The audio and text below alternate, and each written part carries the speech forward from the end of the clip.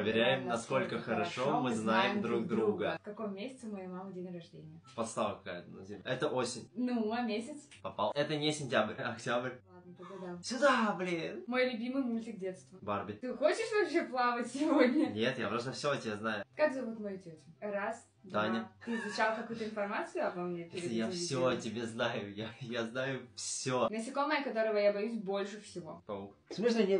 Таракан. Ну, все, таракан. Это был таракан. Моя любимая сладость. Твикс. Больше всего люблю мармеладки. Отчество моего дедушки. Виталий Григорьевич. Да я лучше про твоих родственников знаю информацию, чем ты. День рождения моего бати по паспорту. 29 ноября.